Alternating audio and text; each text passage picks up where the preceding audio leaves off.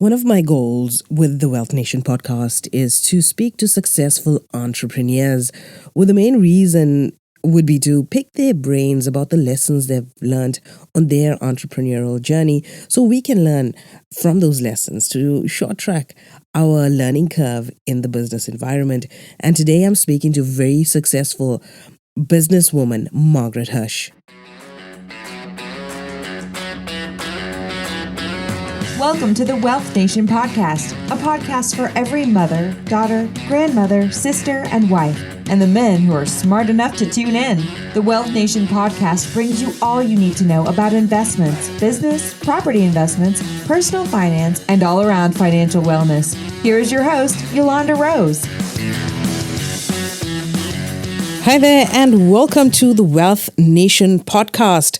This is your host, Yolanda Rose, and this podcast is all about empowering women by providing fresh, innovative ideas on business and personal finance. Now, if this is your first time that you are listening to the Wealth Nation podcast, be sure to subscribe on whichever platform that you're listening on. We're on Apple Podcasts, we're on Stitcher, we're on Spotify, we're on TuneIn, we're also on YouTube. I would really appreciate it if you hit that subscribe button and you also leave us an honest review of what you really think about the Wealth Nation podcast. If you missed our previous episode, be sure to listen in. I spoke to Magda.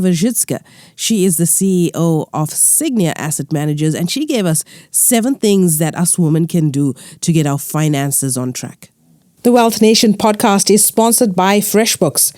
FreshBooks is the all-in-one small business invoice and accounting solution. The all-new FreshBooks is accounting software that makes running your small business easy, fun, and secure. Spend less time on accounting and more time doing the work you love. For your 14-day free trial of FreshBooks, go to www.financiallyfabulousfemales.com/FreshBooks. As this is our very first episode, entrepreneurial focus episode, one person I had to kick off this sort of series would have to be Margaret Hirsch. So I contacted Margaret, and she was ever so keen to be featured on the podcast. She's big into women empowerment, and that's one of the reasons that she agreed to be our very first guest on the entrepreneurial focus part of the Wealth Nation podcast. When I actually got to Margaret's office here in Durban, she is quite a bubbly personality, so much on her plate, very busy woman. So I'm really glad that she had taken the time out to actually come on the podcast and give us so much of her time. Margaret Hirsch was born in Zimbabwe. When she came to South Africa at the age of 10, her family was thrown into poverty when her father died. This did not deter Margaret, who started washing hair in a salon at the age of 12. She has never stopped working, and her determination and drive have helped Hirsch's grow from a tiny repair shop to a multi-billion rand company. She points out that it is only through sheer hard work and love for what the individual is involved in that business will thrive. So simply put, she says, you can work for a boss and make a living, or you can work for yourself and earn a fortune, but you have to be passionate about what you do. So I spoke to Margaret, and you're going to hear the interview in a few minutes. She's quite a bubbly personality. In fact, it was a very eventful day. Margaret runs an inner circle mastermind group of very dynamic women, and these groups run in Cape Town, Johannesburg, and Durban. And at the time of doing the interview, Margaret graciously invited me to attend her event later that day. And obviously, say no to Margaret Hirsch, and such a great opportunity to network with some amazing businesswomen in Durban. So I attended the event, and I have attended a lot of networking events in the past in and around Durban and Johannesburg, and I've never been at an event like this. It was cozy. It wasn't a huge group. Everybody knew each other, and the women were real. I mean, they really opened up. People were really encouraging each other. And if you ever get a chance to attend this networking session, it is a must. And hopefully I get to go again. I really do hope I get an invitation again because those women are simply amazing. And I'm going to feature a couple of them in the future episodes of the show. So stay tuned for that. One thing I did find at the event, though, is that Margaret sort of has a partner in crime. I'm not sure if that's the right term, but I did discover that Margaret and a friend, or seems to be a very close friend, Glenda, seems to be South Africa's answer to Oprah Winfrey and Gayle King.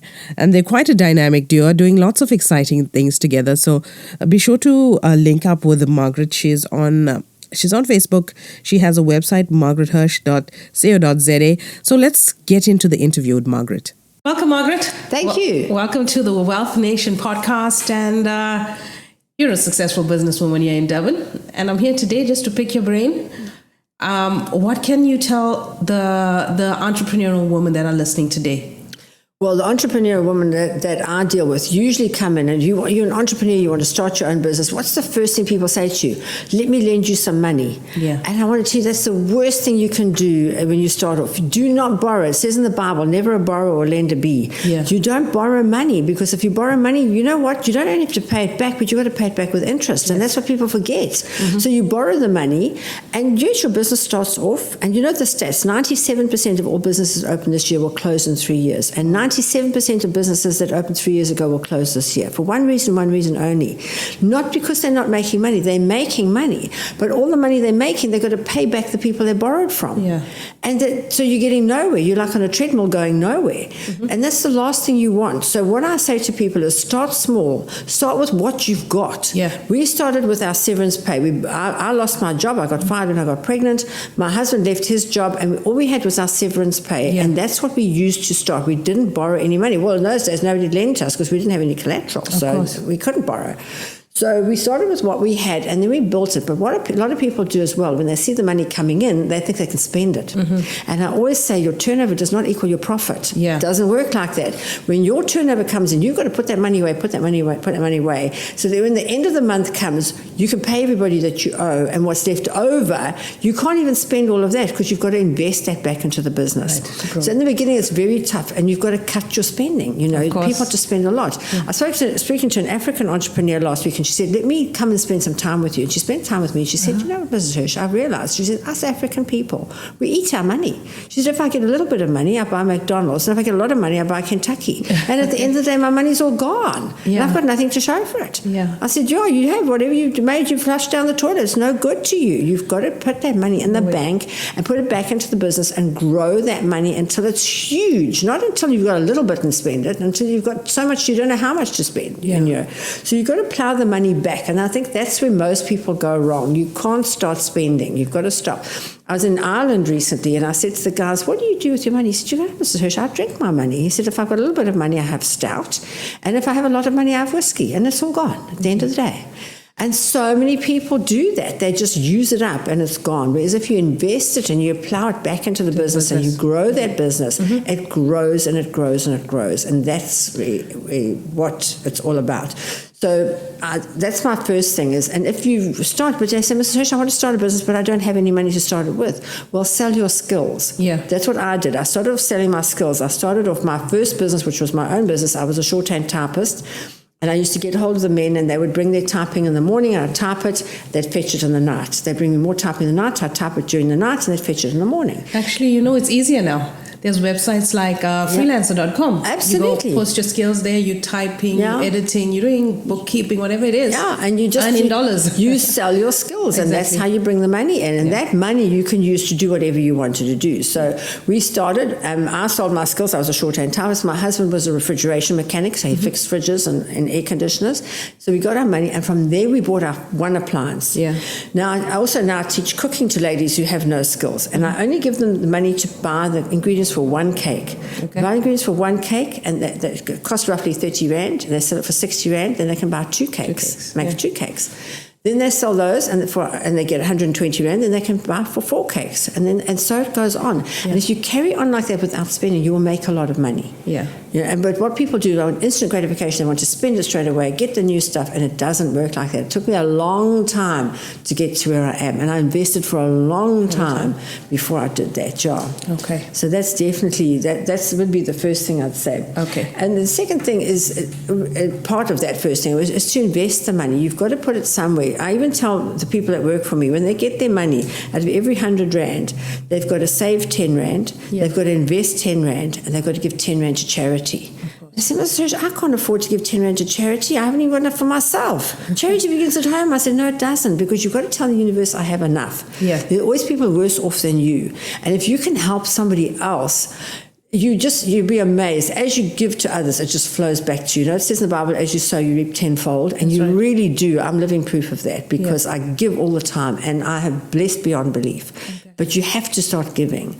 So we've got a fabulous lady called Jackie Pillay, who's just started in Chatsworth now, and she takes the ladies out of the homes who have just been housewives their whole lives and don't think they're ever going to do anything else. And we take their skills, and you'd be amazed how much beauty and how much talent is inside of people. See, these ladies have been sitting at home for years, and they've been sewing a little bit. Jackie teaches sewing, she teaches cooking, and she teaches market gardening, where you can actually grow your own vegetables. Because, here, the women are so talented, but they're not using their talent. They're sitting at home watching days of other people's lives on the television, So now if we can get them actually doing something, and when they find when they can do that. So people like Jackie Pillay are helping people. I help people all the time myself. And it's just you've got to give back a lot as well. So that's one of the other things. Give back, Why do most people not get ahead? Because they just give up. What's the difference between a winner and a loser? The winner keeps going. The loser gives up. So you just, the day you decide to give up, you become a loser. And you don't want to be a loser. You want to be a winner. So you just have to keep going. I mean, we've been through torrid times, way back in 1988. We thought we'd made it. We had everything we wanted. We'd paid for our house. We paid for our cars. We had 2 million rand in the bank. And in 1988, that was a lot of money. And I went and I made a bad decision. This man, people said, you must expand. So we went into Pietermaritzburg, because we were both from Pietermaritzburg. There's this business that was going, and it was up for sale. It was for 2 million rand. And we did everything right. We read it by the book.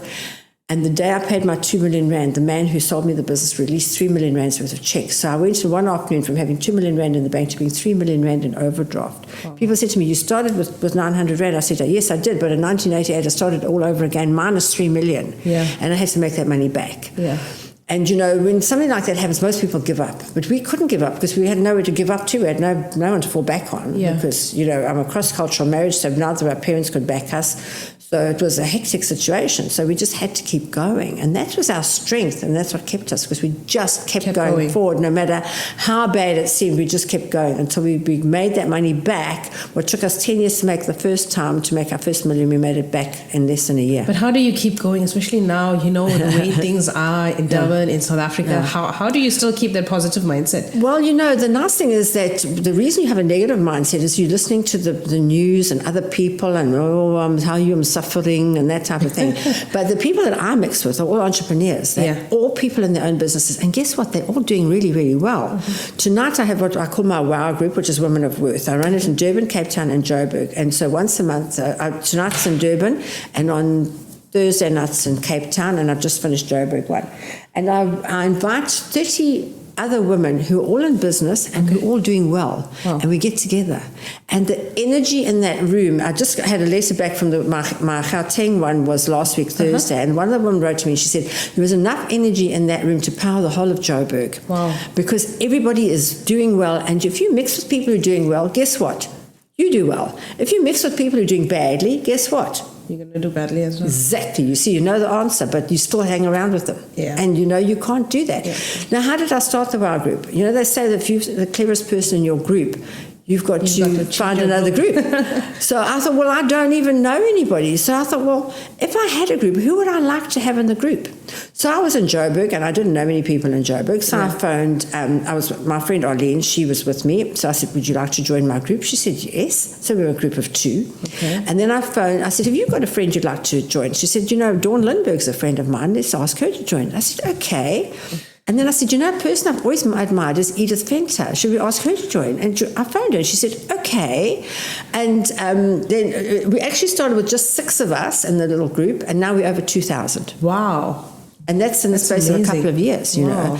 So I have a meeting and I invite them, and I have a lady who brings the food. We have supper because we're all working on the day. We don't have time for mess about in the day. Yeah. So, but everybody's going to eat supper. So we start like tonight, 6:05. And we get there at 6 and we chat till about 6:30. We eat our supper while we're talking. We talk and eat our supper at the same time. And we have our coffee, and then we can go home by 9 o'clock. So we're not having a late night. But in that time, we've all helped each other. Now, here in Durban, we had one girl, and she came the one night, and it was her turn to speak, because we each have a turn to speak. Yeah. And she just burst into tears, and she said, I've got to tell you, my business has gone down. My husband's lost his business, and the sheriff came today to repossess my house, and I'm going to let it go. And we said, don't you dare do that. And between the 20 of us that were at that meeting, we all got together.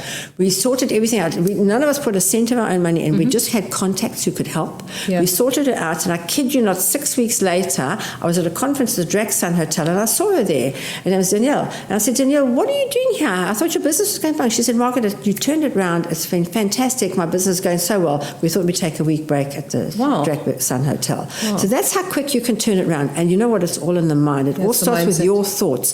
If you've got powerful thoughts that are positive, your thoughts are magnetic, and by they attract similar and like thoughts. Yeah. And so whatever you think about, you bring about. It says that in the Bible as well. What you think about, you bring about. So if you're thinking about positive things, it's just amazing. And that lady you saw me come to see me today, she came to see me because...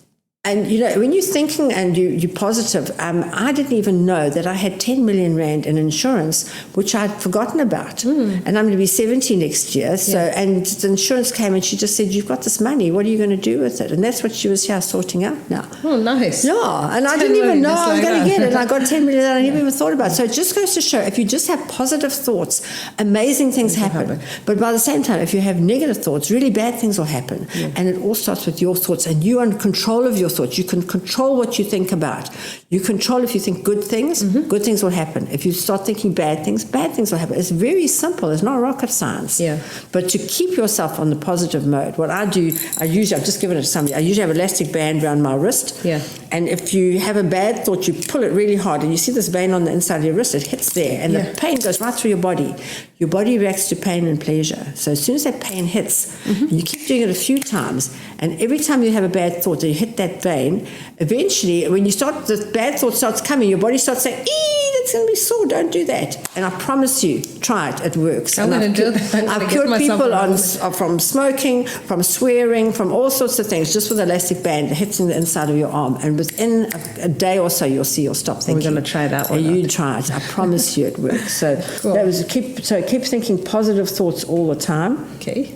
Don't let other people put you down. You know what happens? As soon as you start doing well, you think people are going to be happy for you. They're not. They don't want you to do well, because if you're doing well, it makes them look bad. Yeah. So they'll say, no, don't do that. No, don't do this, Even today, my mother says to me, why are you going to work? You've got plenty of money. What are you going to work for? I said, because I love my work. I love what I do. Oh, you should stay at home. We can go do something. No, I'm not going to do that. But how often is it? And I mean, I get people phoning me, I'm not coming to work today, I've got a stomach bug. They haven't got a stomach bug, they don't feel like coming to work. But I always say, if they don't feel like coming to work, I don't want them at work, because they're not going to be working to full potential. I want people to come to work and say, this morning I got up and, oh my God, thank God it's Monday. The most suicides in the world, countrywide, on a Monday at 9 o'clock, when people realize, oh my God, the week started, I have no job, I have no money. And that's when they commit suicide. Now, we don't want people doing that, because people's lives are too precious. We want people to wake up in the morning and say, oh my gosh, today's going to be a great day. I've got so much I can do. And even if you haven't got a job, I always say, if nobody will employ you, employ yourself. Yeah, and people say, no, I don't want to give myself a job. I don't work too hard. I'm always taking time off, and I'm off sick all the time. No, you don't want to do that. Yeah. So if nobody's going to give you, why am I working for myself? Because nobody would give me a job. I was pregnant. I had no money. I had to do something, and that's when I employed myself. And I vowed then I would never work for a boss again, and I never have. Yeah. You can work for a boss and make a living. You can work for yourself and make a fortune. That's true. That's your choice. That's true. So, and it's not a little bit of difference, it's a massive difference, you know. So you can make a lot of money. And we live in a land of wealth and opportunity. Don't let anybody bluff you. I've lived in the States, I've lived in England, I've been to Australia. I can tell you now, there's no better place in the world to live than South Africa right now, because there's so much wealth and opportunity here. And if you're not getting it, somebody else is. Yeah. Okay, so it's up to you to make sure you go out and work and make that happen. Okay. And I think the last thing is just to persist. You know, you've got to have determination. You've got to persist and persist and persist until you get. I always say it'll all be fine in the end, but if it's not fine, it's not the end yet. Yeah. So we've got to keep going and just keep going and just keep working towards what you want. You know, I teach goal setting as well, and I make sure everybody's got a vision board. Okay. And we have a vision board of what we want. You know, when I wanted my new Porsche, I didn't just say, oh, I'd really like a new Porsche. I said, I want a Porsche, and I want a white Panamera 4-door diesel, black upholstery, the whole story. I put the picture up there, I looked at it, and I kid you not, and I paid cash for it. Within 6 months, I had the money, and I bought it. Okay, we're going to get back to Margaret and her visions board shortly. I just want to quickly tell you about some really cool audio content. Now, since you're listening to this podcast, you most likely enjoy consuming audio content. I wanted to tell you about Amazon's Audible platform. Audible is a subsidiary of Amazon and is the world's largest producer of digital audiobooks. Their selection include over 300,000 best-selling digital audiobooks, radio and TV programs, and audio subscriptions to popular magazines and newspapers.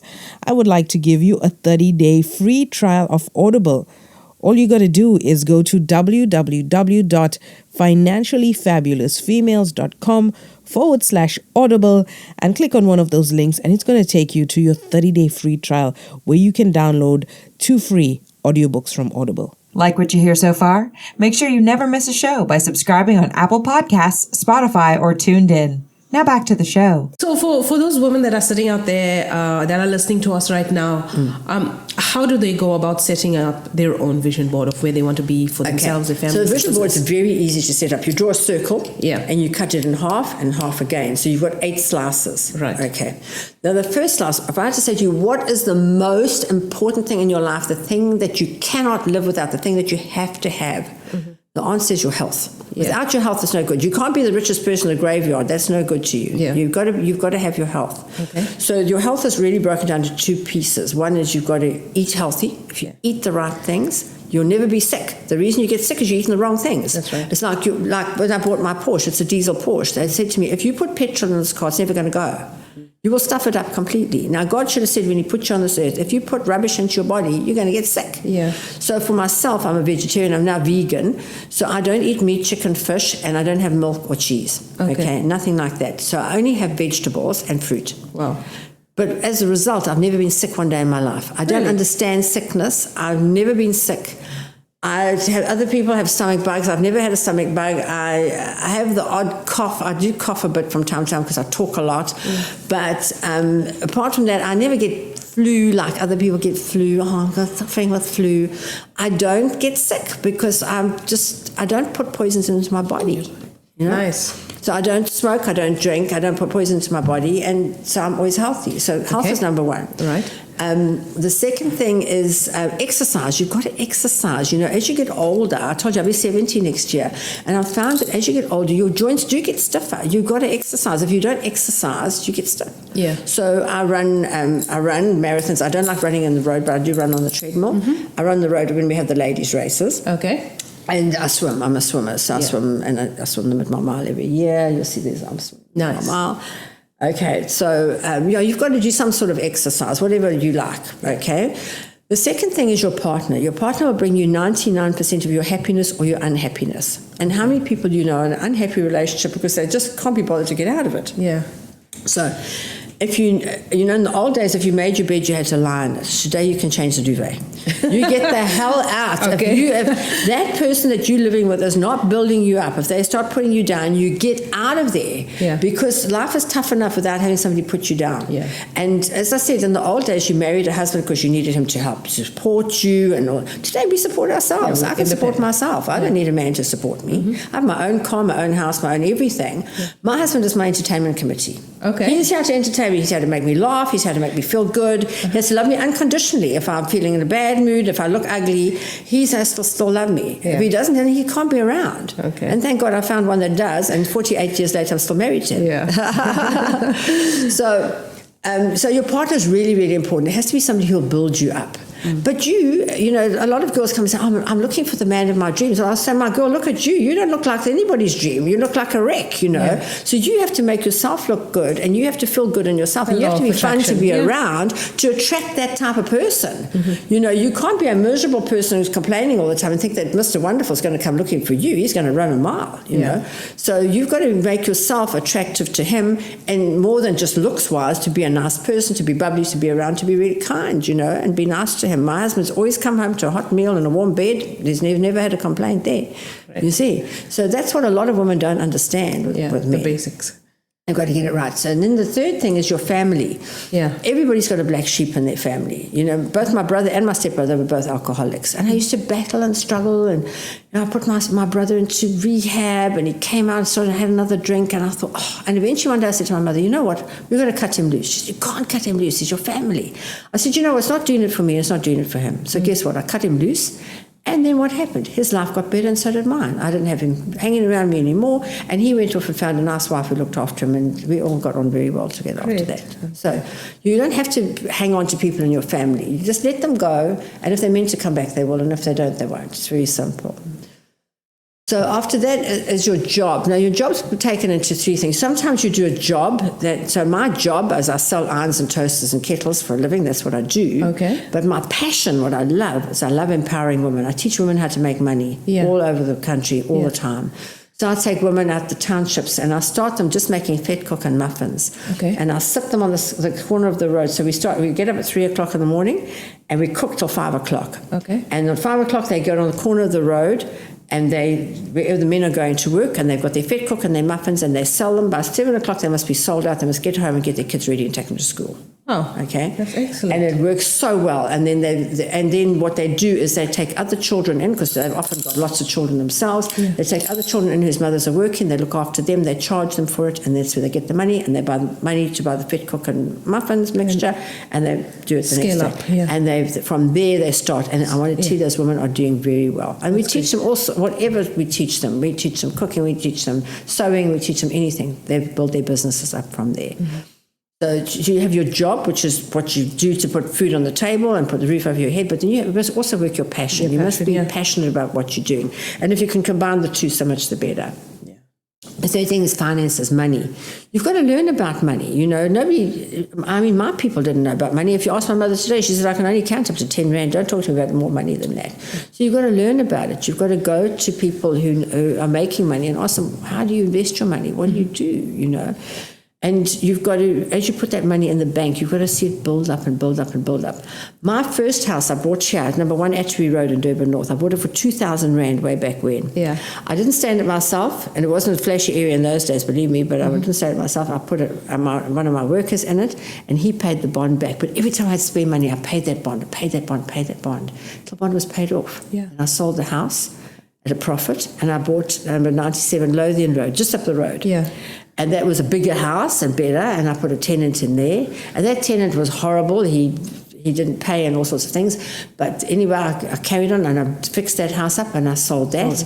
And that's when I bought a plot of land. I built my house that I lived in. And when I was ready and my kids were bigger, I sold both of those, and I bought my dream house, which was 1 Grosvenor Crescent, where my kids were brought up. Okay, nice. So that's how you start. You've got to start small, but you have to start. Yeah. You know, people want to. If I wanted to buy 1 Grosvenor Crescent, I could never have afforded it if I didn't put this whole plan together. And work one of the goals with our podcast is to get that kind of information out to women, you know, on money, on finances, on investing in precious metals. Yeah. So hopefully more women get to, know about the podcast and hear about this information. Because school doesn't teach you about it. No. They teach you how to count. I always say, I teach you what you don't learn in Harvest Business School. Yeah. And then, after that it's your material goods. It's nice to have nice things around you. You can't go out feeling good if you live in a shack with, no running water and that, you've got to get a decent place to live. Yeah. And you can find a decent place to live if you start small. I mean, I started in a bachelor flat. A bachelor flat is one room with a bathroom. Yeah. That's all. That's where I started out.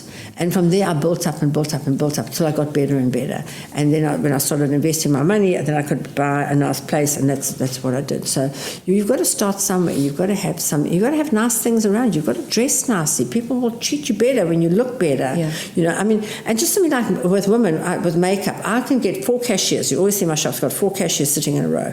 I'll put makeup on one and leave the other 3.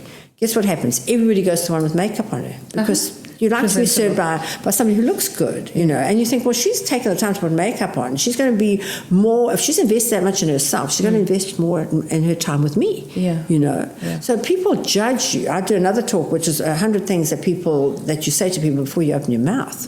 Because as people do judge you, you know, no matter how much you say, oh, it's not good to judge people do. They'll know within 3 seconds whether they like you, they don't like you, they think you're clever, they think you're stupid, whatever. All by your appearance, yeah.